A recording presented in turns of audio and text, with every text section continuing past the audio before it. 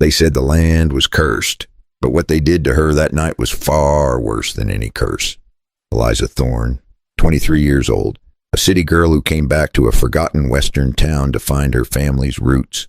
She arrived with nothing but a small silver bracelet that once belonged to her grandmother.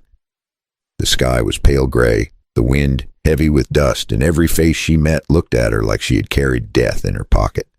No one spoke to her at first. They only stared.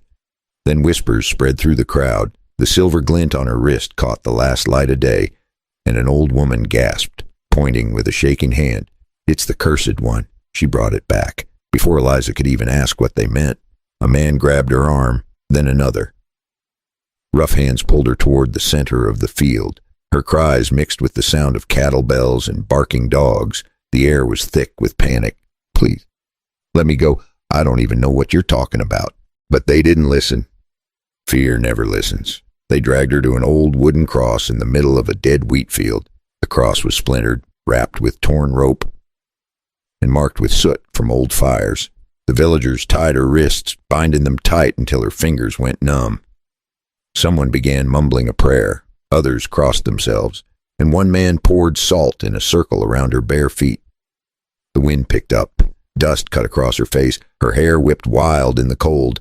She tried to shout again, but her voice cracked. They said it was to protect the town. They said the last time someone wore that silver bracelet. 3 families burned in a barn fire. They said she was the omen returned. Behind the fields, on a small ridge, a figure sat on horseback watching. Jack Harlan, 58, a worn-out cowboy who had lived on the outskirts of this same town for 20 years. His rough hands tightened on the saddle as memories of his family flickered in his mind. The locals called him the Ghost Rider. He had once had a wife and a boy, both lost in what people used to call the curse fire. Now he watched the same madness unfold again. His old horse shifted beneath him, snorting in the dust. Jack raised his hand and brushed its mane, eyes fixed on the girl. Her small frame trembled against the ropes, the silver bracelet flashing like a warning in the dim light. He felt something twist inside his chest. Not anger. Not pity. Something colder. The kind of fear a man carries when he realizes the past is repeating itself. He whispered, "Not again." The villagers stepped back, forming a loose circle. One of them raised a lantern. Its flame flickered orange across Eliza's face. For a moment, it looked like they might set her on fire. Jack gritted his teeth. He had seen this before. The same blind terror, the same lies whispered as prayers, and he remembered how it ended last time, with screaming, with ash, with graves. He pulled his hat low, hiding his eyes from the wind, and muttered to himself, "God-damn fools, they still believe it." Then a sound broke through the night. Eliza's voice, weak but clear. "If I die here, will it end your curse?" The crowd went silent. The question hung heavy in the air. The old woman who had started it all took a step back. For the first time, someone looked unsure. Jack's grip on the saddle tightened. He could ride away and forget, or he could stop what he knew was coming. The lantern flame wavered. The rope strained against Eliza's wrists. The sky turned darker, and the last light of day sank behind the hills. Jack exhaled slow. His horse pawed the ground, and in that moment, he knew he couldn't stay silent again. Because if he did, another innocent would burn for a lie. As he nudged his horse forward, the wind carried her faint whisper, a prayer, or maybe a curse, and for the first time in 20 years, Jack Harlan aimed to find out the difference. But what if the curse everyone feared wasn't the one haunting the land at all? The sound of a rifle cracked through the night. One shot, sharp, clean. The villagers froze. The lantern dropped to the ground and shattered, spilling light across the dirt. From the darkness, Jack Harlan rode in slow, his hat low, his old rifle resting steady in one hand. "Untie her." His voice was calm, almost lazy, but it carried weight. No one moved, so he fired again. This time into the air. The echo rolled across the field like thunder. A few men ran, the rest backed away, muttering about the devil coming for them. When the last one left, only Eliza and the old cowboy remained. Jack climbed down from his horse, his boots sinking into the dry soil. The girl looked small, her wrists raw and her face streaked with tears and dirt.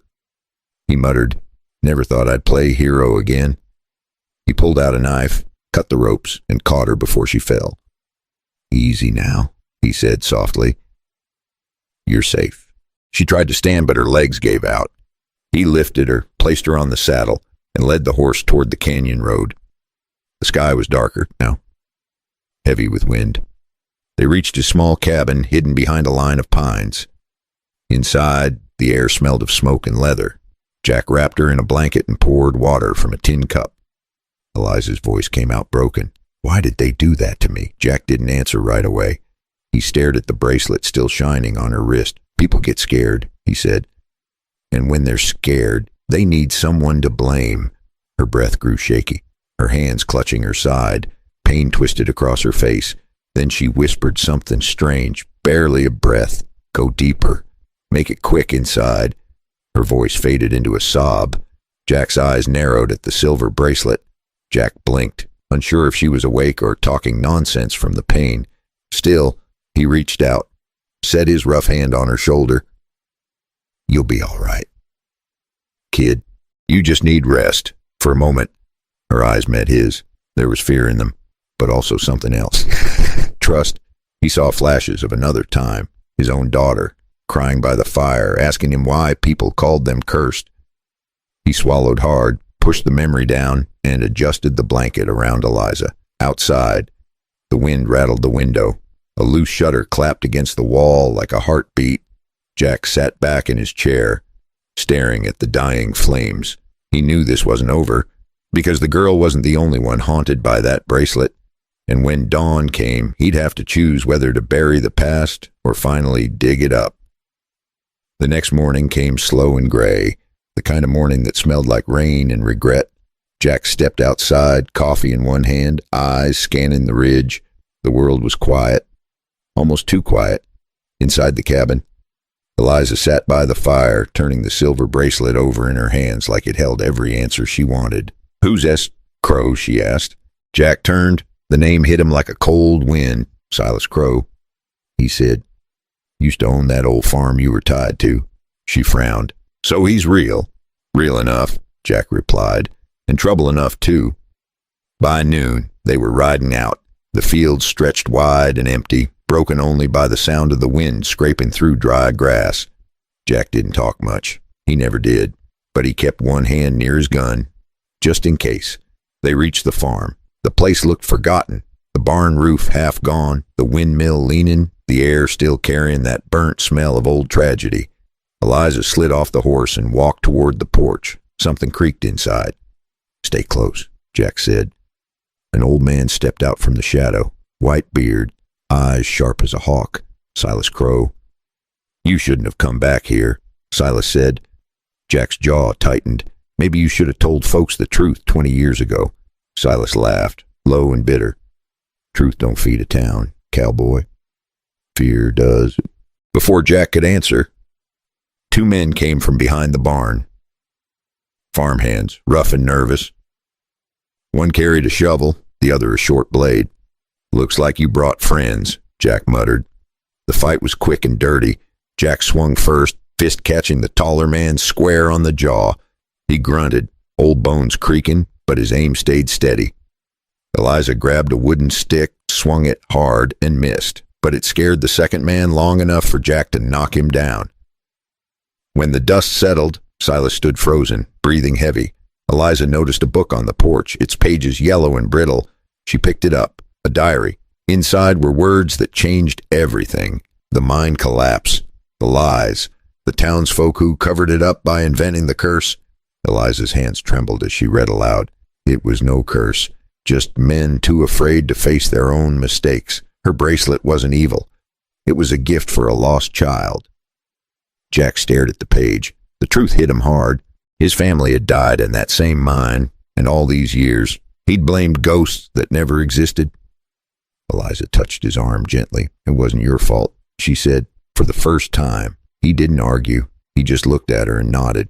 Maybe you're the daughter I never got to raise, he added quietly, his voice thick with unspoken years. Outside, the wind howled again, but it felt different now. Lighter, like the land itself had exhaled. if you're still here listening, take a slow sip of your tea and tell me, what time is it where you are, and where are you listening from? And hey, if this story pulled you in even a little, hit that subscribe button so you don't miss what happens when Jack decides whether to forgive or to burn it all down. That night, the fire burned bright outside Jack's cabin. The wind carried the smell of tin and old smoke. Jack and Eliza stood close to the flames, the diary and the silver bracelet lying between them. Eliza held the bracelet in her palm. It glimmered softly under the firelight. No longer something cursed, just metal and memory. Jack nodded toward it. Go on, he said quietly. She hesitated for a moment, then tossed it into the fire. The flames hissed and flared, swallowing the silver whole. The sound was small but final. Silas Crow stood a few yards away and leaning on his cane. His face looked hollow, but his eyes were calm. He didn't say a word.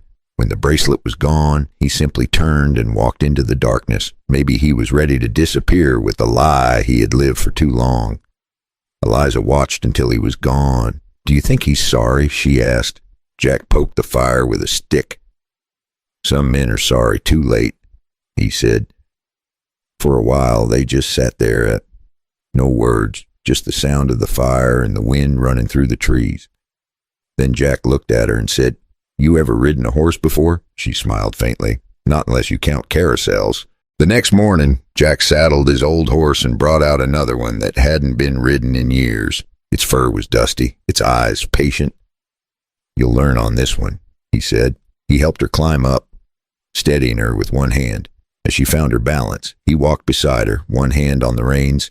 My boy used to fall off this mare a dozen times before he got it right, Jack said, a rare smile breaking through his weathered face.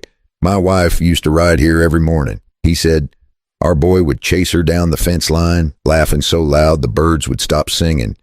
Eliza looked down at him. What happened to them? Jack's voice softened. The mine, the same one that collapsed. Folks said it was the curse, but I know better now. He smiled, but it was the kind of smile that carried both pain and peace.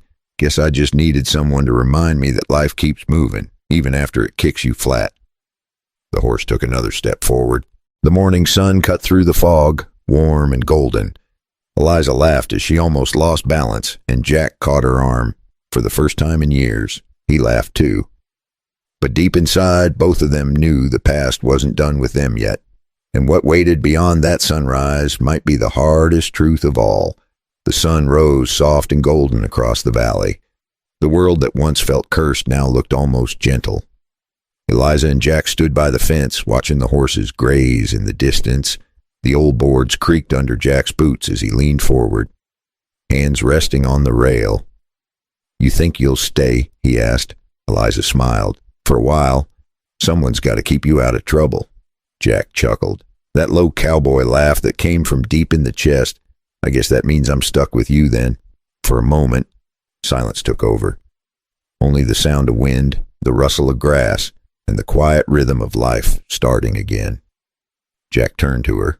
You know, for years I thought this land hated me. Thought maybe it was punishing me for something I didn't do. But it wasn't the land. It was me. I was the one who couldn't let go. He tapped the fence post with his knuckles, as if testing its strength, then added, And you showed me it's still standing. Eliza nodded. We all carry ghosts. Some louder than others. He looked at her then, his weathered face soft in the morning light. You remind me that even the worst scars fade if you stop picking at them. She smiled. Guess we both learned something. Jack stepped closer to the fire pit where the ashes of the bracelet still lay. He picked up a handful of cold dust, let it fall between his fingers. Funny thing, he said. All those years folks feared a curse, but turns out the only real curse is believing in one. The wind caught the last bit of ash and carried it across the field. Eliza watched it drift away, glowing for a second in the sunlight before it disappeared. Looks like even the ghosts need a place to rest, she murmured, her voice soft against the breeze. They saddled up and rode out together, the land stretching wide and endless before them. No ghosts, no fear, just life, as it should be. The camera could almost follow them from behind. Two riders, moving toward the horizon, toward something new. Maybe that's the point, isn't it? That sometimes the worst thing we face isn't what others say about us, but what we start believing ourselves. Maybe every curse is just a story waiting for someone brave enough to rewrite it. And maybe somewhere in your own life, there's a truth you've been too scared to dig up. And hey, if Jack and Eliza's story gave you even a small spark of hope tonight, tap that like button, share it with a friend, and hit subscribe so you don't miss the next ride through the wild west of the human heart. Because every story has a ghost, but not every ghost gets to rest.